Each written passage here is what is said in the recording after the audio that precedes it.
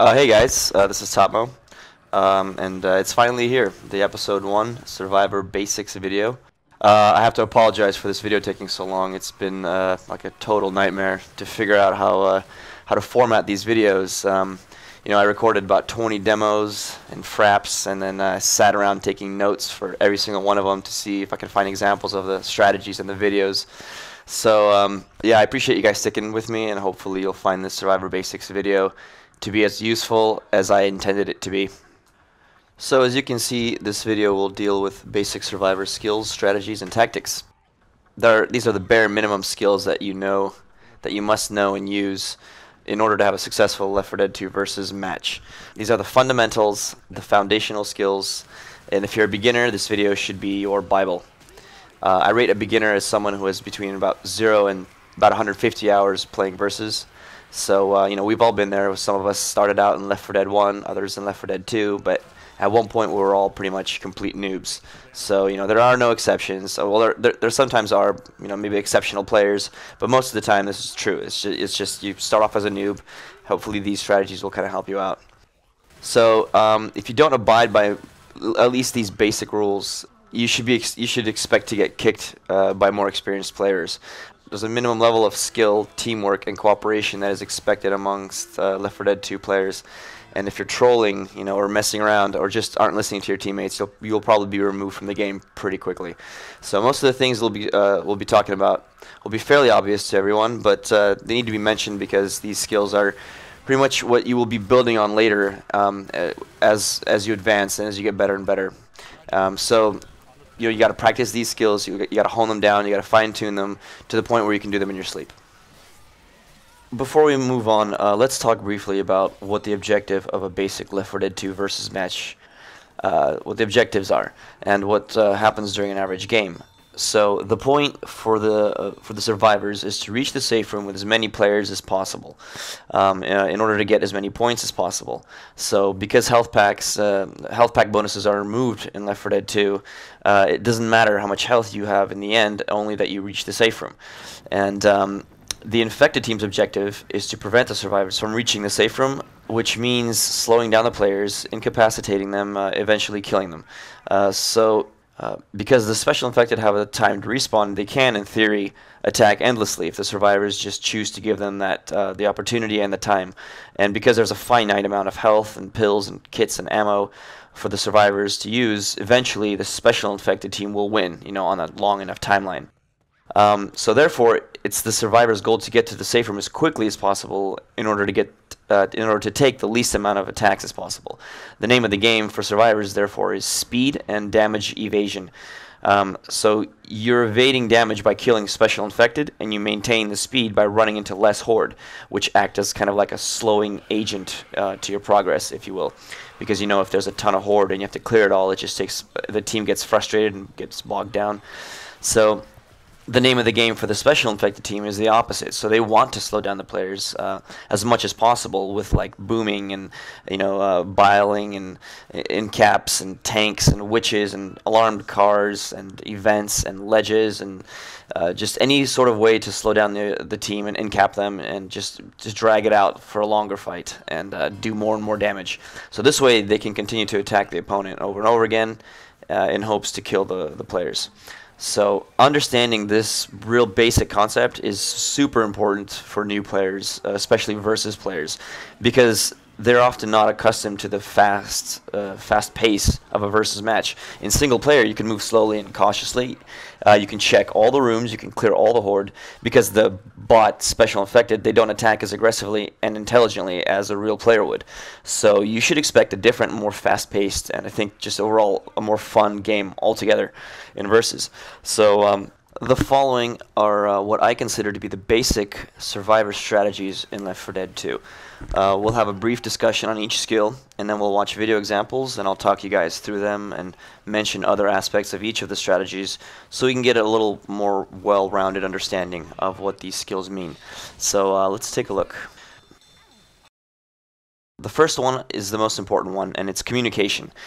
So this game, I started out writing my outline, and I said that this game is 50% communication. Well, it's more like 80. 80 or 90% even. If you're serious about getting good at Left 4 Dead 2 and you refuse to communicate with your teammates or you don't have a mic, you need to go out and buy a cheap headset immediately. Like a creative Fatality headset is good, and Logitech headsets are really good, and they're pretty cheap. You can get a good headset for about 30 bucks. The reason why it's so important to talk to your teammates is because it's so much faster to communicate via voice than it is to type something up, because you're standing still and getting hit by Horde if you're just typing something. If you don't have a microphone, there's no way for you to lead your team, because a leader has to be really quick with the commands and with the warnings, and you just can't do that if you're typing. So if you don't have a mic, you essentially are a follower, and you have to help out your teammates and follow the orders of whoever does have the mic. Communication is basically calling what you see. If you're running around and you see something that's happening and you think that your teammates might not see it, or if you're in another room, or if you're down the hall and you're getting smoked, you have to call all that stuff. And you know, the more the better. I mean, you can spam a little bit and yell in the microphone and all that stuff, and that's kind of bad. But it's all about calling what you see and what you hear. So if you hear a boomer spawn in the next room, you got to call it. You know, if you hear the tank music, you got to call it. If you hear a witch somewhere, you don't even know where, you call it, because so many times I've run into a room and I hear the witch but I don't say anything, and my teammates boomed from behind me, run out and trigger the witch, and we all wipe. So it's all about calling and communicating with your teammates. This is, I think, probably the biggest thing about the game. Is it's a team-based game, and you need to talk with your teammates all the time. So get a headset and get in the habit of communicating, talking with your friends, talking with your your pugs and your random players in the game, and just get in the habit of calling things. Hey, you forgot your med kit, or here there's pills in this room. Here there's a crowbar lying over there. You got to molly that tank. Set up over here. Let's block these spawns. This kind of thing. Just get in a good habit of communicating, and I'll show you what I mean by that in the upcoming clips here. Okay, so in this upcoming video, we're going to see Whammo. You might know him from his Shoutcast videos, doing some really good just communication skills and just calling his plays really well. I'm going to play a few videos, and we're just going to listen in, and maybe I'll comment between them, and then we'll see if we'll see Hunter doing some really good calls for item locations, and just to kind of help out his teammates. So let's take a look here. Smoker's up. Jockey coming in. Smoker's up top. Smoker's weak. Charger's up down below.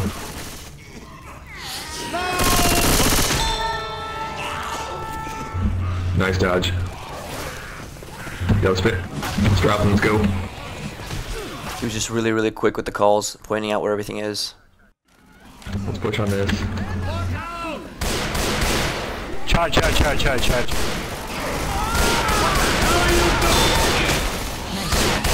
Smoker behind. Good shooting. Good shooting. Good stuff. Watch out.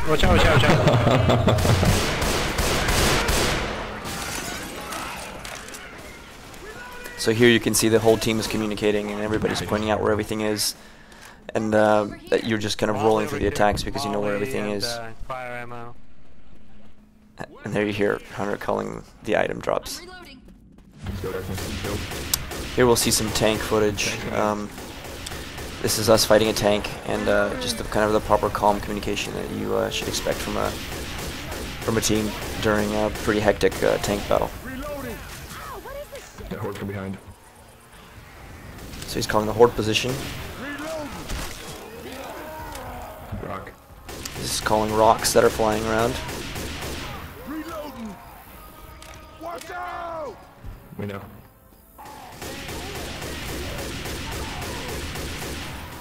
Tank's down. And he's calling when the tank is down. Charger. So yeah, when Wham is talking, it's a wonderful thing. The guy usually is dead silent when he plays, but when he communicates, it's the team plays much better. So here we're gonna see Hunter call the locations of some items. It's a really quick video, but it's just to get an idea of how that can help out your team. Shot over there. So that helped me get a shot. Look over here. I knew where it was.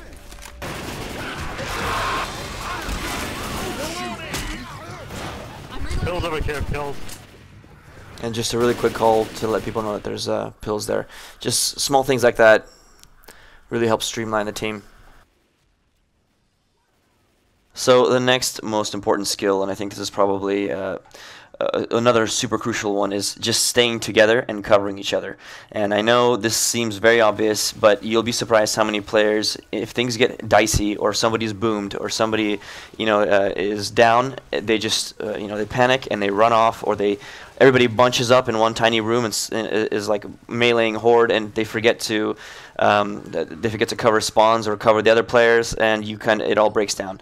So the name of the game in Left 4 Dead is staying together and covering each other. You cannot go Rambo in this game, and what I mean by Rambo is one player going gun-ho. He thinks he's better than everybody else, he or she, and they run off and try to basically save the world all by themselves, shooting all the horde, and they expect the other team to just run behind them and cover them. So if you're new to Versus, the best advice I can give you is use the buddy system. So grab a player, even if he doesn't know that you're his buddy, you stay with him basically at all times. And if he goes to check, you go to check. If he jumps down a hole, you jump down a hole, and you basically work together at all times. And the other person buddies up with their person. So you kind of are responsible for each other. This is a really good kind of basic way to ensure that you're always staying together and you don't get capped and killed off one by one. So stay close to someone, follow them around.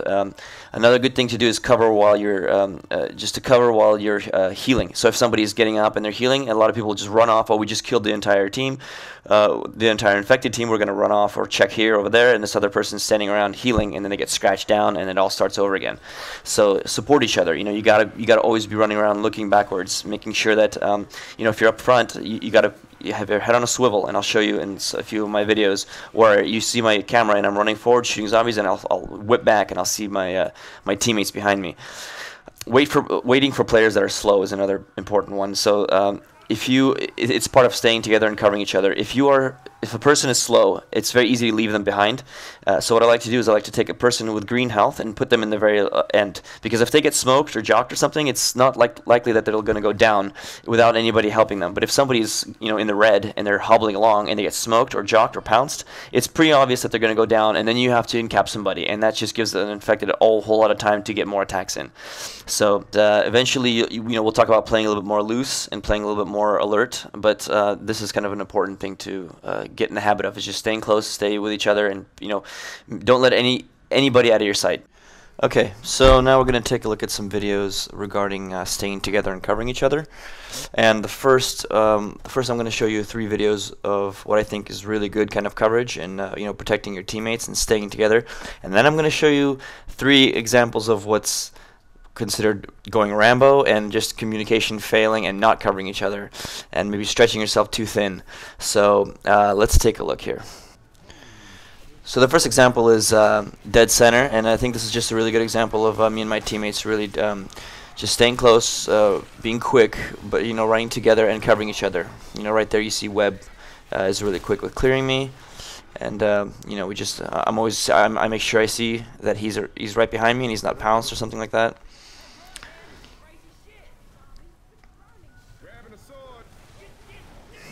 Instant clear there with that jockey. And dodging that boom there. Hunter gets boomed. And immediately you see I turn around and just to make sure that my teammates are fine, that they're not under attack, while Hunter and I clear some of this horde.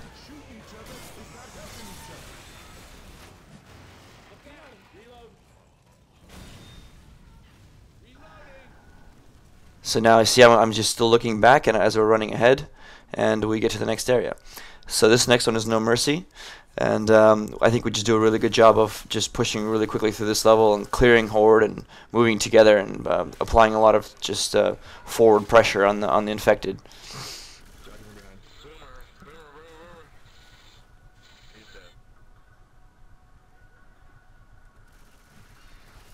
You'll see me closing doors there to prevent attacks.